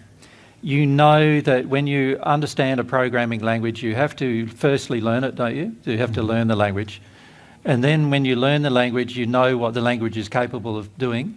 Then you can put together a whole heap of things, can't you, to build that language to get it to do a thing for you, right? The same applies to really any form of endeavour. You've got to first learn the principles that apply to that form of endeavour. It's like learning a language. So when it comes to your soul, the people who are channeling people's souls, which are really, you know, people who are mediums, most of them have not learnt the science behind it. They have just been able to do it since childhood, and they've just listened to spirits tell them things, but they do not understand any of the science behind it. And this is the problem that I have with mediumship as it occurs on Earth in most cases now, is that some mediums can tell you that one thing that only you and that person knows, but that doesn't mean that that person that they're channeling knows everything. They just know this one thing. And so a lot of times you will trust more the medium who gives you the one thing. You trust that. And by the way, the medium knows next to nothing as well about the spirit life and the spirit existence, because they've done there's no science done by the medium to understand how it all works. And we met mediums all the time, and they are completely wrong with how everything works in the spirit world and between spirits and people on Earth. They have the ability to transmit some information at times. Frequently not the information the spirit is trying to share, by the way. And there's a whole slew of reasons why that is the case, because they don't understand the science about it. Now, this group isn't about understanding the science of mediumship. No. At some point, we will do a group about understanding the science behind mediumship and how it all works, right? And understanding the laws that are involved with mediumship. At some point we will. But what I want to say to you is, if you do not understand the laws involved, which is like a language, like a programming language, if you don't understand the structure of the laws involved with anything you do, you are not going to be able to do it very well. Now, this is the problem faced by the scientific community and the medical community. The medical community does not understand the soul. It doesn't understand the spirit body. It only has a bare, rudimentary understanding of the physical body, and it doesn't understand any of the influences from the soul or the spirit body on the physical body. And they're trying to cure the physical body without the understanding, right? And there's no science anymore to get the understanding. It's all just like pharmaceutical science. It's not science relating to the human soul and how the whole soul works. And because there's no science, there's not going to be a solution. There's no resolution of what God's truth is. And remember, God's truth is scientific. It's always right. So if you can understand the science behind how the soul works, then you'll understand what research you need to do to help the body, for example, repair itself and so forth. If you understand the science behind mediumship, then you understand what's capable then with proper mediumship versus what's happening today, which is I would call it like, it's really like a one-year-old child trying to talk. That's what we see most mediumship about today.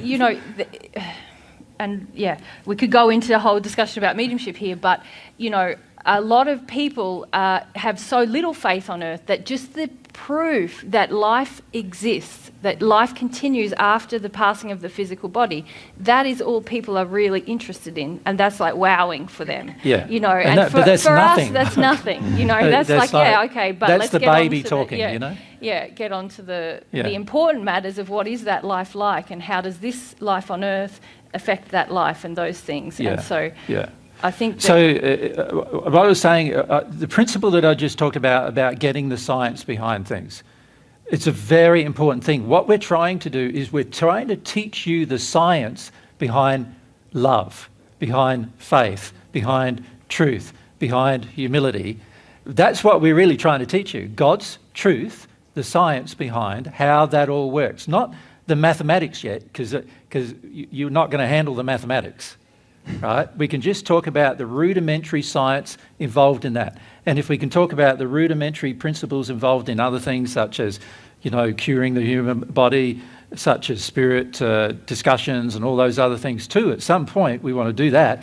But without the rudimentary understanding of the very, very fundamental principles, which most people who are listening to Divine Truth do not have, you're not going to understand much else. Because it's all based upon those fundamental principles. As any further research done needs to be based upon those fundamental principles. So maybe one day you will design a research project that can help with this, but you Maybe need I to will. first understand the You principles. need to understand the principles. Have them in your soul. That's Yeah. right. Yeah. Yeah. And on Judith's question, how effective is talk? I mean, you said that talking about feelings is not going to help, but No. there's psychotherapy and psychologists engage in talk therapy, and Yeah, it doesn't work most of the time. If you've listened to any of the talks that we've given on this tour, we've talked a lot about sin and about the process of awareness and awakening, the process you go through from a point of awareness of sin to awakening to it. The only thing I would say is that talk therapy and different kinds of psychotherapy sometimes help people to gain awareness, but that's not the work I don't even think that. of awakening. I don't agree with Mary on that. Yeah, what do you want to say about that? The only thing that helps a person gain awareness is to release the emotions in them that cause them to have no awareness. Slow down, say that again. The only thing that helps you gain awareness of anything is to release the emotions that prevent your awareness. Right? So to do that, you're going to have to go through some feelings. Now, so the only talk therapy that actually works is talking about the principles, not talking about your emotions. That doesn't work because you're not going to have emotions until you understand the principles. Yeah. You're not going to have them. You're going to think you're having them and you won't be having them. So do you disagree that talk therapy or psychotherapy, I certainly have had that experience where it's helped me to gain awareness, but not about talking about I disagree the with you. I don't feel it has helped you gain awareness. Okay. Yeah. What helped me gain awareness was going through an emotion. Mm-hmm. And coming to trust that the emotion works, going through the emotion works. Coming to terms with my own beliefs is what gained awareness. So what I mean by that is, if I have a belief inside of me that I shouldn't have to deal with emotion, while I have that belief, I'm not going to deal with any emotion I talk about. No. Right? And I'm going to talk to Mary because I need the addiction met that she needs to listen to me. And I want somebody who understands me better than I understand myself, because if I understood myself, I'd feel my emotion and then I'd understand myself, right? But I want Mary to understand me better than I understand myself, because I've been taught from a child that that's what love is. Love is somebody getting me, somebody really understanding me well. That's what love is. Listening. Right? Someone listening to me, that's what love is. So I've been taught all of these things. None of them are true, right? And none of them are going to help you. And this is why, like Mary, as you know you've been locked up for 15 years with some emotions. And this is one reason why. And it's the same with many of you. You've been locked up for years and years about emotions. And the main reason why is because you sort of think that if I talk about it and somebody listens to me and somebody's kind to me and somebody appreciates me, somebody understands me, somebody gets me, then I'll be able to deal with it. Right? If I go to a psychologist and they sort of help me with some talk therapy, I'll be able to deal with it. No, they won't, because they'll be always working with your resistance. Always. It's going to be everything they get to eventually is just going to be your resistance. And until you deal emotionally with your resistance, nothing will change. I can't emphasize that enough. Nothing will change. You'll have these little smidge of thinking that you got something. You'll have a little thing of, oh, I think I'm more aware of that now. Isn't that wonderful? Nothing has fundamentally changed. When things change, you will change your life tomorrow. When something actually changes, from then on, you will change and you'll do some major changes. That's what will happen. And the reason why that does not happen is because everyone wants their addictions met while they're dealing with emotion. They want addictions met. And every one of these things of needing someone to hear me and needing to talk to somebody and needing to express myself to somebody, needing that they get me, needing that they understand me, all of these things are not going to help you. Not a single one of them has helped me. this aspect has helped me, though. Yes, somebody Receiving sharing truth. the truth with you helps Yeah. you, but even then, you won't accept that truth until you deal with an emotion. Yes. Even then. Of course. So there's many, many truths I have shared with Mary over the years, and she still does not accept many of them because the emotion hasn't been addressed. Right? Certainly, but Isn't that there are true? certainly, Yeah. but without the presence of truth, there are certain things that I would never have. Yeah, but that's not talk therapy, is it?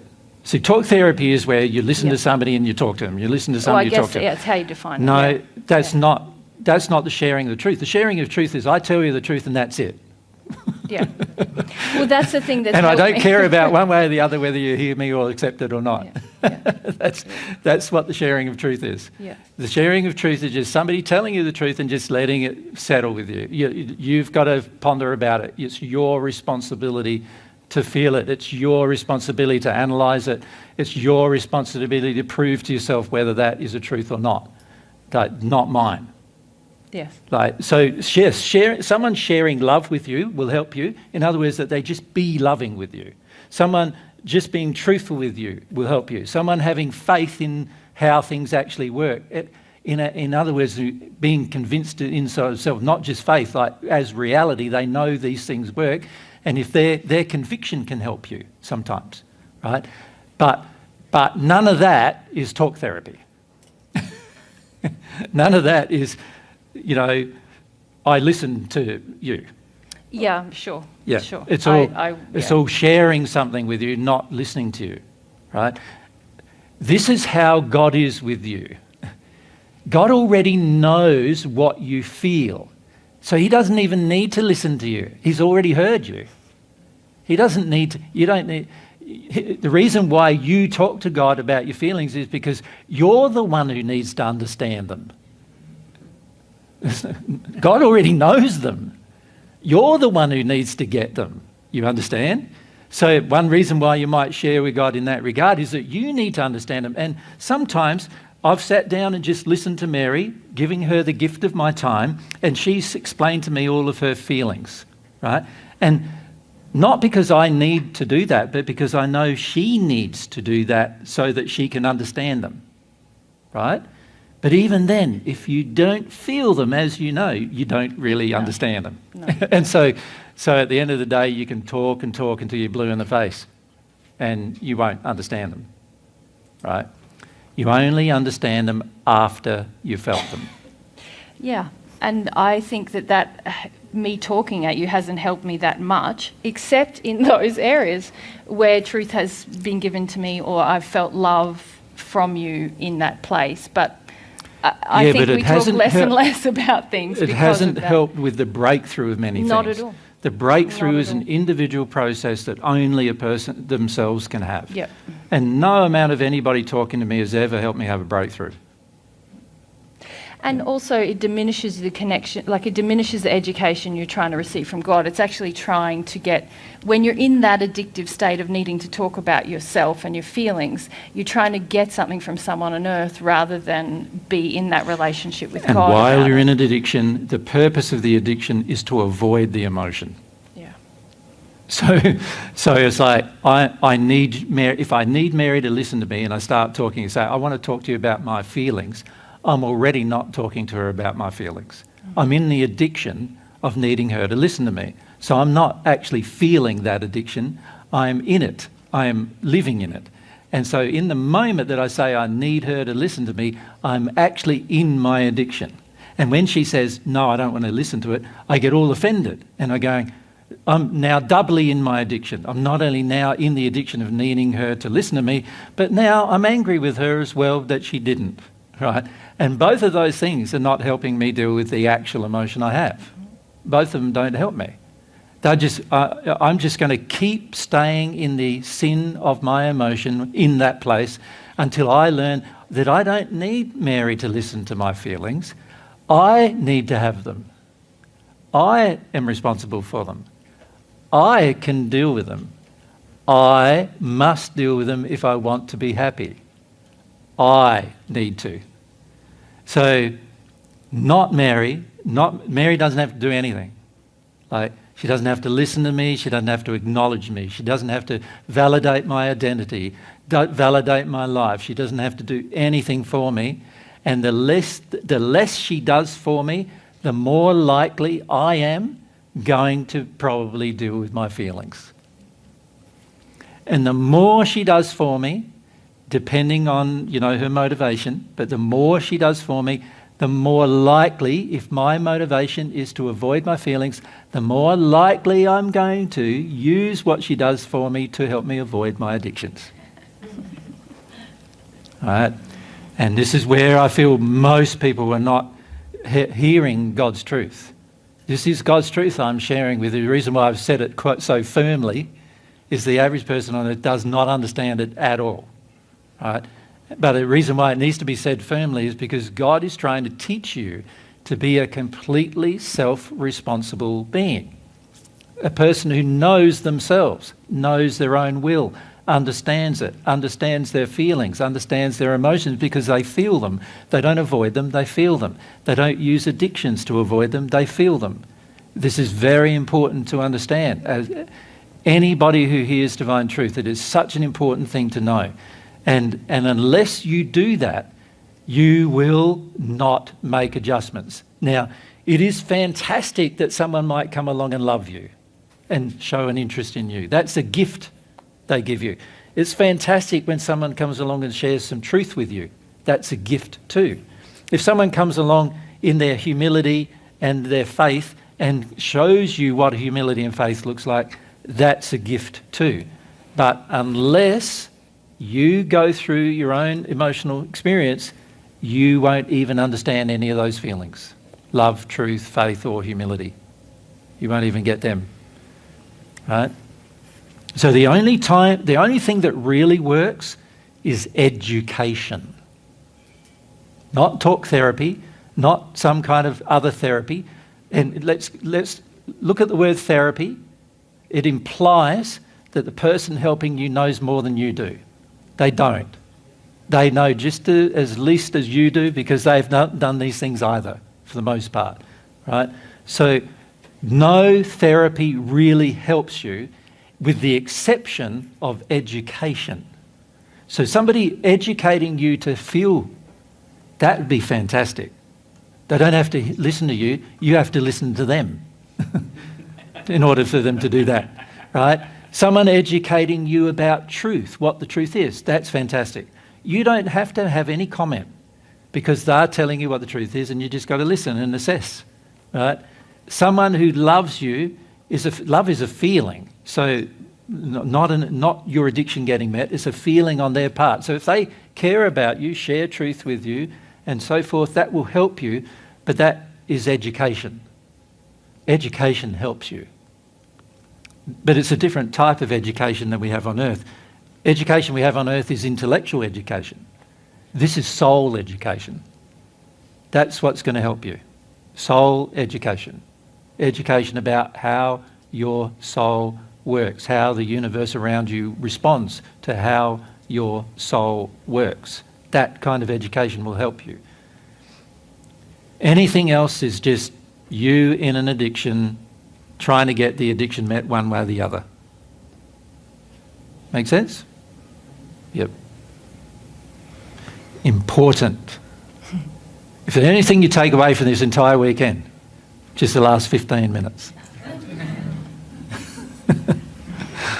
Yeah.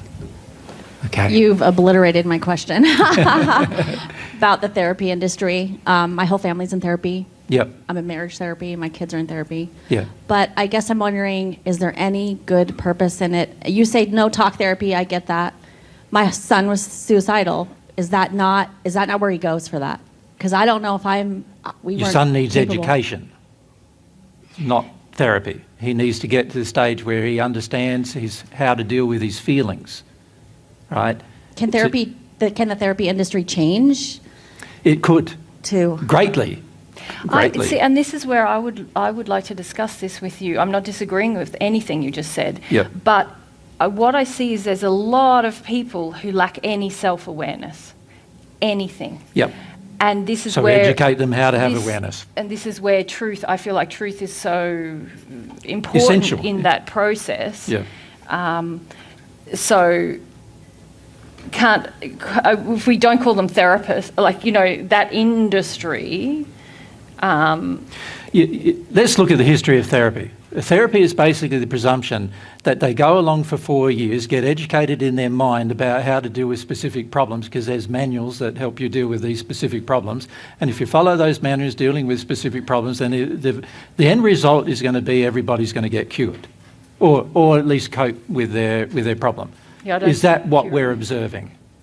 No. What we're observing, particularly in Western culture, is the problems are getting more and more and more severe.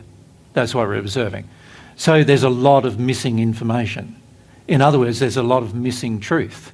So in order for a person to be able to be correctly educated themselves in order to help another person, the person who's helping you must have cleared away all of their childhood injuries, all of their false beliefs, and be able to educate you with truth as to what is the truth about a matter. That's what they're going to have to be able to do. Now, there are some, what I would classify as therapists, who are more humble and they recognise that. And those particular therapists, if they were more aware of what what education they can get, they would greatly benefit by helping other people, in their help of other people. Firstly, they'd have to help themselves. Unfortunately, most therapy, and this is one thing that really disturbs me, most therapists are getting paid to give you therapy. So unfortunately, most therapists are getting paid to continue the problem with you. Now, whether that's having an effect on them or not, well, that's up to them to sort out. But what I find disturbing is most doctors are getting paid because of your misery. In fact, they need people in misery to get paid. And many doctors actually earn more than anybody else on this planet, right? The average doctor earns far more than almost any other profession, maybe other than lawyers, right? Or, you know, when I talk about profession, and yet they're really benefiting, that kind of wage is benefiting on the misery of others. Now, I can't agree with that. The underlying premise of all of that is absolutely out of harmony with love, absolutely. Now, years ago, when doctoring first started, it wasn't like that. A doctor was sort of like the same pay as an engineer and the same pay as a metal worker and the same pay as a carpenter and everything, and sometimes even less, right? But now it's changed in such a way because all of you have a terrifying amount of fear, and anybody that helps you with your fear, you're prepared to reward the maximum amount possible. You understand? Lawyers help you with your fear, so you're willing to pay them $500 an hour. Doctors help with your fear, so you're willing to pay them a couple of $100 an hour, right? Because they help you with what you're afraid of, right? So fundamental problems with all of this system, right? And I could go on for days about the fundamental problems of all of these different systems that we see on Earth. Now, if we look at the therapy system, there's the presumption that the people know what they're talking about in terms of how to cure your problems. And what I'm saying to you is most of them don't, because they do not understand the soul, and they do not understand the spirit body, and they do not understand the spirit world, and they do not understand the person's own emotional psychology. I don't even think they understand how the brain works. Of course they don't. Yeah, the brain is one of the most complex physical organisms in the universe, and it's going to be many, many centuries before humans understand how the brain works if they continue researching it the manner that they are, which is all to do with physical research and not anything to do with the relationship between the soul, the spirit body, and the human physical body. Now, that can all change, but until it does, there's not going to be a huge amount of progress in these areas. There's only going to be progress in the physical, and that's it. And as you can see from the results, that more and more people are presenting at younger and younger ages with psychological problems, to the point of suicidal psychological problems. More and more people are presenting with that, even though there is all this supposed help. Yeah, but that goes back to this. Which is indicating that it's not helping. Yep. That's largely to do. It's largely to do with this, right? It's largely to do with the fact that nobody is getting educated with how the soul works. That they can feel hard things. That they can feel hard things. Nobody has any confidence in that. And most parents, as soon as they see their child cry, they're in distress. The parents themselves are in more distress when their soul cries when the child cries than the child is. I actually think they're in therapy because I don't want to feel. Their Frequently, feelings, that's the 'cause it case. kills me. And understanding that relationship is very important. But also, what spirit influence are they under? And all these other things are not considered because nobody wants to do any research on that either, right? So the general problem on earth is there's a lack of education. In all the areas we need education. That's the real problem.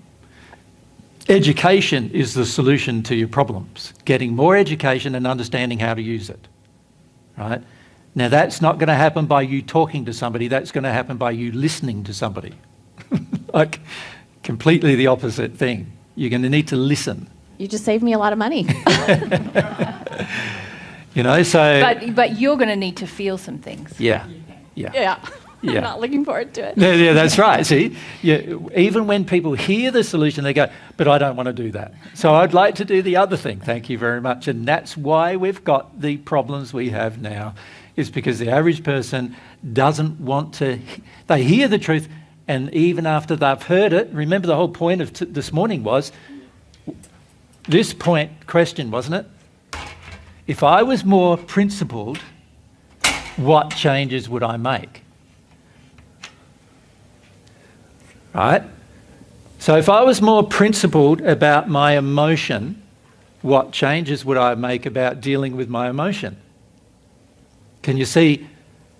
I would want to deal with it myself. I wouldn't want to dump it on somebody else. I wouldn't want to dump it on my partner or my friends or even on a therapist, really. Like, they've got enough problems of their own, right? So I wouldn't want to dump it on them either. If they're willing to help me with truth, that's worth paying for.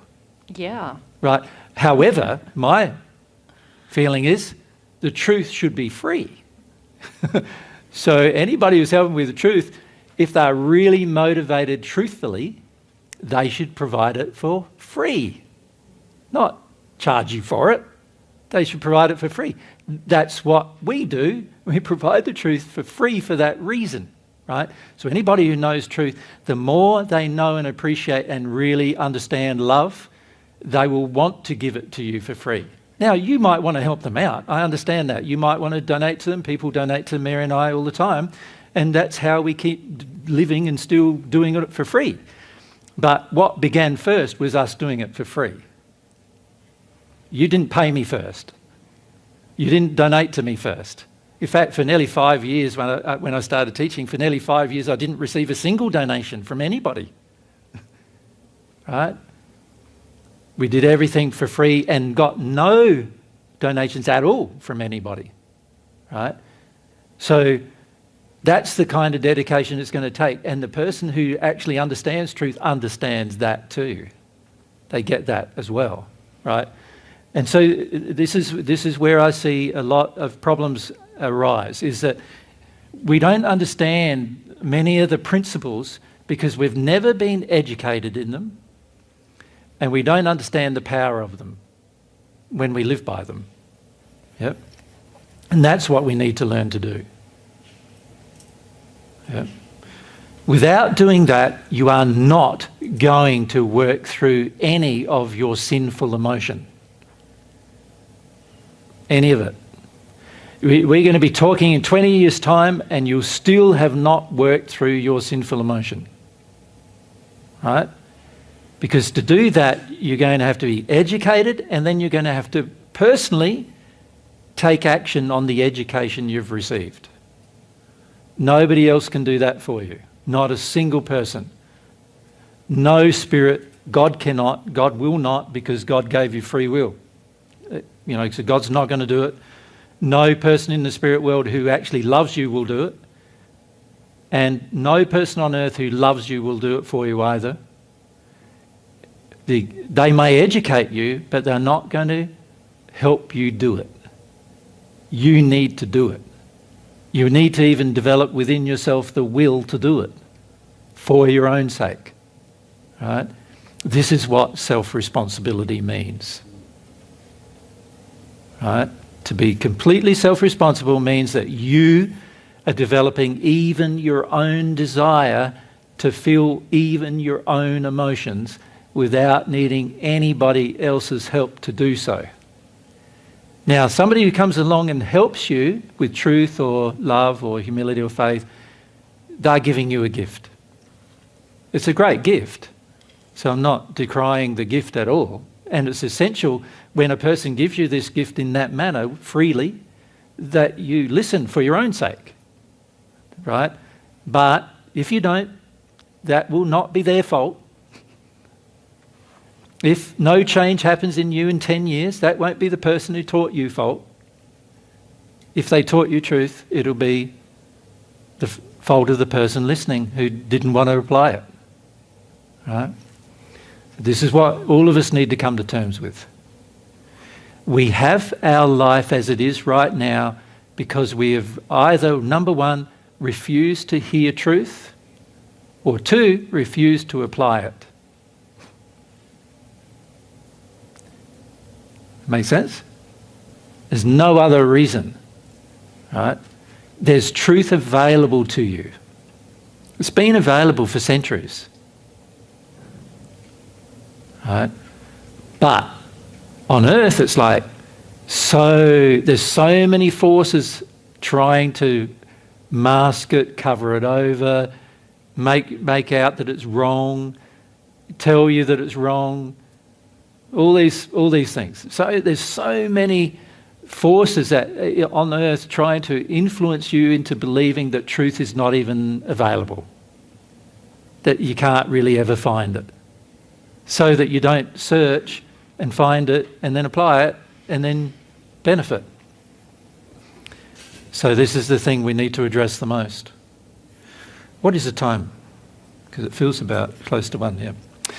So I don't know if I want to go further with this discussion. I feel it's very prone now to your addictions in play. You follow me? And one of the reasons why we got you to do it was because you're the person who needs to decide to be more principled. You're the person who needs to learn how to become sincere. And you're the person, when you do that, will probably make changes. Make sense? You will do that. If I could just point out one thing that I notice with a lot of the answers is that until you are able, a lot of you are sort of speaking like as if principles are just sort of abstract. Oh, I need to heal my relationship with mum and dad. I've heard that. I need to just be more truthful with people. But when you really meditate on this question, reflect on this question, you will find that there's very specific things, specific areas where you're breaking God's principles every day. And you will see, yes, if I'm more sincere, I will change this thing. So it won't be you're going to find it hard to progress if you just go, I need to be more loving to people. Because that's a great way to sort of let yourself off the hook, because what does that really mean? And, when you get more sincere, you'll be more specific. Yeah. So an example of that is many of you have a coffee in the day, don't you, still? How many of you still have coffee? Yeah, a lot of you, right? So let's be honest, a lot of you have coffee still, tea, whatever. You don't realise that as a substance, it's actually helping you detune from your emotional condition.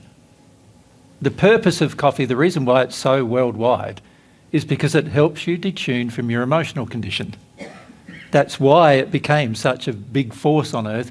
And that's also why tens of hundreds of thousands of acres of land has been cleared, like really forests that used to have huge amount of variety have all been cleared for the sake of coffee, because it helps you avoid your emotions.